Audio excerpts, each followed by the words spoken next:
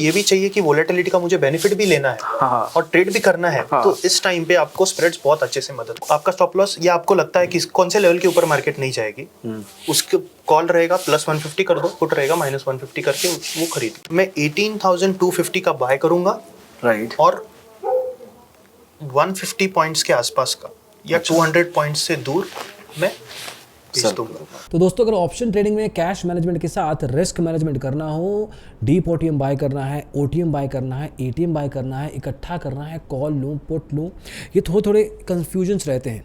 इस particular money markets and mindset series में रौनक शाह फिर से हैं हमारे साथ, और इस वीडियो में, शॉर्ट सी वीडियो में बट हाईली टेक्निकल वीडियो में बता रहे हैं कि क्रेडिट और डेबिट स्प्रेड्स का इस्तेमाल करके आप कैश और रिस्क मैनेज कर सकते हैं। पोजीशन साइजिंग किस तरह से करनी है, किस तरह के स्ट्राइक प्राइस को चूज़ करना चाहिए, कितने पॉइंट्स का डिफरेंस होना चाहिए, स्ट्रेटेजिक लेवल पे बताया जा रहा है।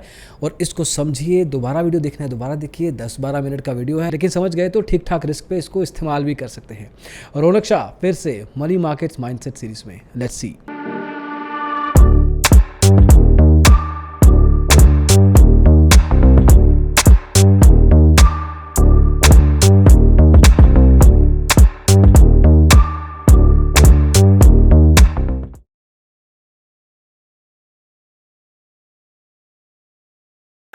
अगर हमें ऑप्शन ट्रेडिंग में रिस्क को अपने को कम करना है, तो बहुत सारे तरीके होते होंगे, बट उनमें से एक तरीका है where we talk about spreads में, लेकिन क्रेडिट स्प्रेड, डेबिट स्प्रेड। अब ये भी थोड़े कॉम्प्लिकेटेड वर्ड लग सकते हैं बहुत सारे लोगों को, आई एम प्रीटी श्योर लग रहे होंगे, but at the same time हमारा काम है इस वीडियो में आप लोगों को वो चीज़ सिंप्लीफाई करके बताना, टू मेक श्योर दैट आप उसको एक्चुअली में यूज़ भी कर सको। तो Raunak again is gonna help us in doing that. Raunak, we are using Nifty for this. हाँ, निफ्टी हम लोग यूज़ कर रहे हैं, और आप पिवट यूज़ कर रहे हैं, इसमें यूज़ कर रहे हैं। तो हम लोग पहले बता देते हैं। देखिए, स्प्रेड मैं ऐसे कोई ओपिनियन पहले ही बोलता हूँ, वापस एक बार हमेशा बोलते रहो तो ओपिनियन नहीं बनाता हूँ। लेकिन कैसे होता है, अगर कोई आप निफ्टी के लिए कर सकते हो स्प्रेड, स्पेसिफिकली मैं लोगों को स्टॉक ऑप्शंस के लिए बोलता हूँ, क्योंकि कभी कभी एक जो लॉट है, अभी भी मंथली कॉन्ट्रैक्ट्स ही ट्रेड होते हैं स्टॉक ऑप्शंस में, तो एक जो लॉट है, डिपेंडिंग ऑन द सिचुएशन 40 से 50,000 का एक लॉट भी आ सकता है। तो अगर कोई पोजिशनल ट्रेड ले रहा है, वो ऑब्वियसली 50,000 की पोजीशन कैरी फॉरवर्ड कर रहा है, और समझो कुछ उल्टा सीधा खुल गया मार्केट, तो 50,000 या 20,000 की रिस्क आ जाती है। ठीक, अब मुझे वो रिस्क मिटिगेट करनी है। मैं ये उन लोगों के लिए बता रहा हूँ जिनका ट्रेडिंग क्लियर है, कैश मैनेजमेंट में थोड़ा फंस रहे हैं, क्योंकि एट द मनी लेना है, आउट ऑफ द मनी लेके थोड़ा तकलीफ होता है। मैं सिर्फ मेथड की बात कर रहा हूँ, इस मेथड के हिसाब से या जो भी है। तो आपको रिस्क थोड़ी सी कम रखनी है, भले ही रिटर्न्स कम आ जाए, लेकिन कैपिटल को प्रोटेक्ट करके अगर आपको रखना है, तो आप स्प्रेड्स के मदद से ऐसी चीजें कर सकते हो। कैपिटल प्रोटेक्शन के लिए बहुत ज़्यादा जरूरी चीज़ है, जरूरी चीज़ है ये कैपिटल प्रोटेक्शन कब जरूरी हो जाता है एक ट्रेडर के लिए? हर एक ट्रेडर के लिए तो जरूरी है, लेकिन स्पेसिफिकली अगर स्टॉक ऑप्शंस कर रहे हो और कैपिटल थोड़ा सा है, जैसे अगर किसी के पास 1 लाख रुपए है और वो स्टॉक ऑप्शंस करना चाहता है, और कुछ ऑप्शंस अगर 40,000 या फिर विक्स बढ़ गया, वोलेटिलिटी बढ़ गई, तो 40-50,000 चले महंगा हो जाएगा। हाँ, एक लॉट उतना आ जाएगा, और उतनी बड़ी रिस्क ले नहीं सकता है। और उसको ये भी चाहिए कि वोलेटिलिटी का मुझे बेनिफिट भी लेना है और ट्रेड भी करना है, तो इस टाइम पे आपको स्प्रेड्स बहुत अच्छे से मदद, कैपिटल मैनेजमेंट के लिए। Okay, let's dive into this. हाँ, तो पहला है डेबिट स्प्रेड है। ठीक है, ओके। तो डेबिट स्प्रेड में मैं अभी इधर थोड़ा टेक्निकल हो जाऊंगा। ओके, तो हम लोग एट द मनी का बाय करते हैं, ध्यान से सुनना, डेबिट स्प्रेड है, एट द मनी का बाय करते हैं, आउट ऑफ द मनी का सेल करेंगे। ओके, एट द मनी दो पोजीशन लेंगे। हाँ, 2 पोजीशन हो रही है। हाँ, अभी सेम लॉट रखेंगे, ये भी याद रखना। ओह, तो अगर मैंने एट द मनी का 1 लॉट खरीदा, तो आउट ऑफ द मनी का मैं 1 लॉट बेचूंगा। और लगाना कैसे है स्प्रेड, ये भी सुन लेना। पहले आपको एट द मनी का बाय करना है और बाद में आउट ऑफ द मनी का सेल करना है। अगर आप डायरेक्टली सेल करोगे तो फ्यूचर्स का मार्जिन लगेगा। ओके, तो पहले बाय करना है, बाद में सेल करना है, और एग्जिट करते वक्त जो आपने राइट किया है, ऑप्शन सेल किया है, वो उसको पहले बुक करना है और बाद में बाय किया ऑप्शन को बुक करना है। ये भी याद रखना, क्योंकि अगर आप ऐसा नहीं करोगे तो वापस मार्जिन ट्रेडिंग रूल आके तकलीफ लगाएगा। तो पहले बाय करना है, हाँ, फिर राइट करना है, हाँ, फिर राइट वाले को एग्जिट मारना है, हाँ, और बाय वाले को एग्जिट करना है कभी भी। ओके, और देखिए, exit first in last out. हाँ, अगर आपको ऐसा नहीं आता है तो जो डेस्कटॉप पे लेते हैं तो वो कैसे कर सकते हैं, दोनों पोजीशन सिलेक्ट कर सकते हैं, बुक कर सकते हैं, हो गया। ओके। मोबाइल पे थोड़ा सा तकलीफ, मुझे पता नहीं मोबाइल पे कैसे वैसे हो सकता है तो फेयर। और याद रखना हमेशा, आप लोग बोलेंगे, कुछ लोग बोलेंगे रौनक मैं आउट ऑफ द मनी लेके आउट ऑफ द मनी बेच दूंगा, ये थोड़ा सा वो एडवांस लेवल का डिस्कशन है। अभी हम लोग थोड़ी सी चीजें बेसिक लेवल पे रखेंगे, ठीक है। ओके। तो एट द मनी का ये हो गया डेबिट स्प्रेड। वापस एक बार बोल रहा हूँ, एक लॉट ही रहता है, नहीं तो वो कुछ और ही बन जाएगा अगर आप लॉट चेंज कर दोगे तो। ओके। एट द मनी का लेना है, आउट ऑफ द मनी का बेचना है। और ये कॉल और पुट दोनों के लिए एप्लीकेबल है।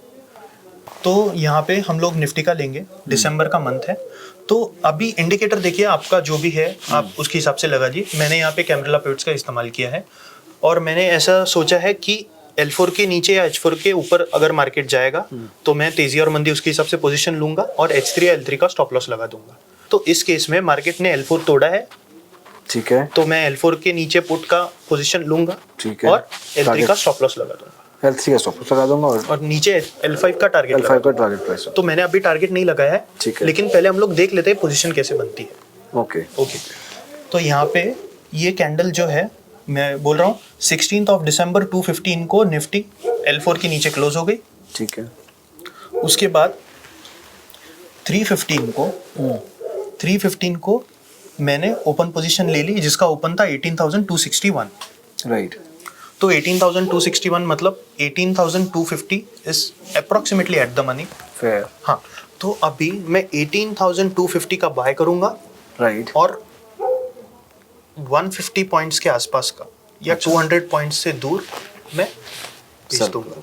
तो 18,250 का बाय किया है, तो -100 इज 150, -100 इज 050, तो 18,050 का मैं पुट बेच दूंगा।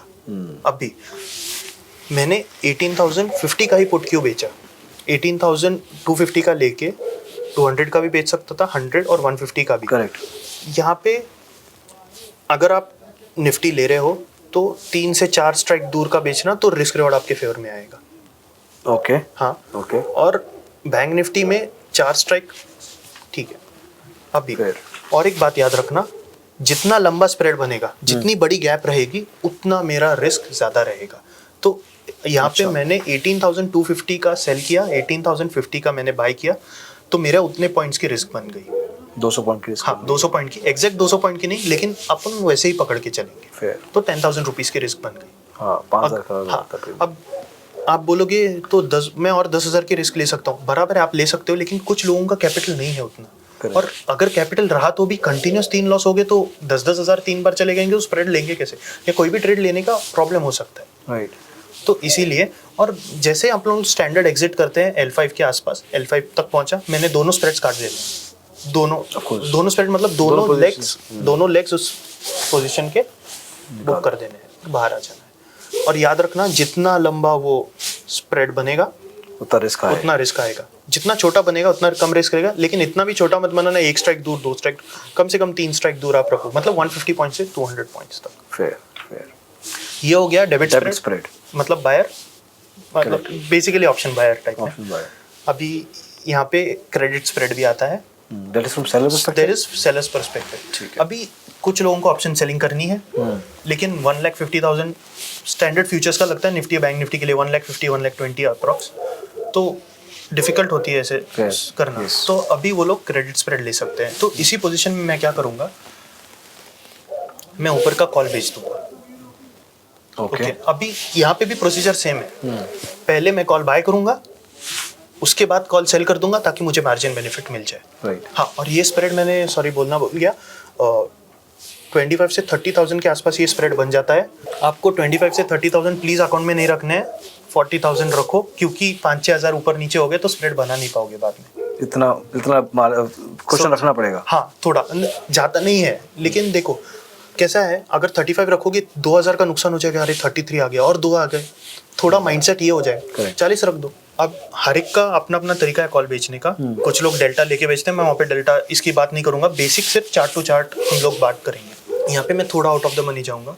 ओके। क्रेडिट स्प्रेड के लिए मैंने डेबिट स्प्रेड के लिए क्या बोला था, एट द मनी का buy, out of the money का सेल। तो क्रेडिट स्प्रेड के लिए आउट ऑफ द मनी का सेल और उससे आउट ऑफ द मनी का बाय, उल्टा है। ओके। डेबिट स्प्रेड में एट द मनी का बाय कर रहे थे, आउट ऑफ द मनी का सेल कर रहे थे। करेक्ट। क्रेडिट स्प्रेड में आउट ऑफ द मनी का सेल करना है और उससे आउट ऑफ द मनी का बाय करना है। ओके, अब मुझे लग रहा है मार्केट, मेरा ये स्टॉप लॉस है 18,500 का, मुझे लग रहा है मार्केट इसके ऊपर नहीं जाएगी, तो मैं क्या करूंगा, 18,500 है तो मैं 18,650 का पहले कॉल खरीदूंगा और फिर 18,500 का कॉल बेच दूंगा।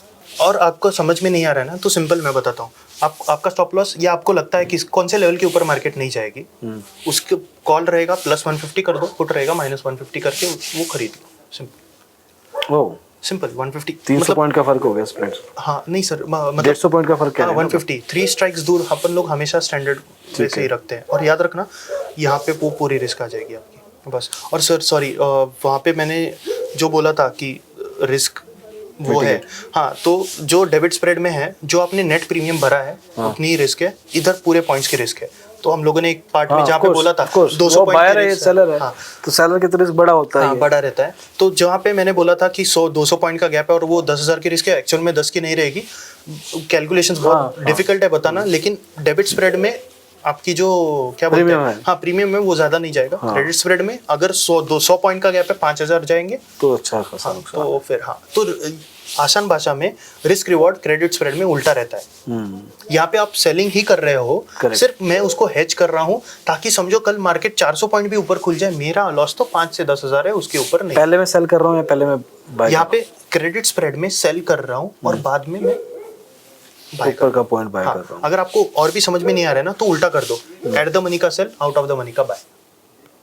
ओके, ये भी ठीक है, परफेक्ट है। मतलब आउट ऑफ द मनी और deep out of the money जाने के बजाय मैं एट द मनी और आउट ऑफ द मनी भी जा सकता हूँ। हाँ, जा सकते हो। अभी बहुत पर उसमें थोड़ा पैसा चांस कम है, थोड़ा चांस नहीं, प्रॉफिट परसेंटेज हाँ, तो डेल्टा बोलो, theta out of the money में आपको थोड़ा बेनिफिट मिल जाएगा। तो this was credit and debit spread, quickly and concisely kind of taught. तो सर और एक बार, अगर मैंने कुछ, हम लोगों ने देखो थोड़ा लेट हो गया हमको, थोड़ा नहीं, हम रात के 1:30 बजे ये वीडियो बना रहे हैं, तो अगर मैंने कुछ गलत भी बोला रहेगा, मैं वापस एक बार क्लैरिटी दे देता हूँ। डेबिट स्प्रेड है तो एट द मनी का बाय करना है, आउट ऑफ द मनी का सेल करना है। क्रेडिट स्प्रेड है, एट द मनी का सेल करना है, आउट ऑफ द मनी का बाय करना है। ओके, और जो स्प्रेड लगा रहे हो, जितना बड़ा स्प्रेड उतनी बड़ी रिस्क। करेक्ट, सिंपल है। और याद रखना ये टूल है, तो अगर आपको लेवल्स पता है, आप ब्लाइंडली ट्रेड कर रहे हो तो तकलीफ होने वाली है। कुछ भी करो, देखो ऑप्शंस थोड़े सोफिस्टिकेशन आपको लगेगा, तो इसीलिए बैक टेस्ट करना, समझना, उसके बाद ट्रेड करना, उसके सिवा प्लीज मत करना। और हाँ, इंट्राडे के लिए स्प्रेड्स मुझे नहीं लगता, मेरे एक्सपीरियंस के हिसाब से यूज होते हैं। स्विंग और पोजिशनल के लिए यूज होते हैं, क्योंकि इंट्राडे में तो आप पोजीशन सामने ही काट देते हो, तो उतनी बड़ी रिस्क। तो ऑप्शन चेन में भी हमने प्राइस सेक्शन या टेक्निकल इंडिकेटर्स का इस्तेमाल करके, रादर देन ऑप्शन चेन्स देखते हैं लोग, वो भी हमने अलग वीडियो किया है मोर और लेस, बट देन यहाँ से भी थ्रू चार्ट्स भी we can sort of figure out. Yes, you can.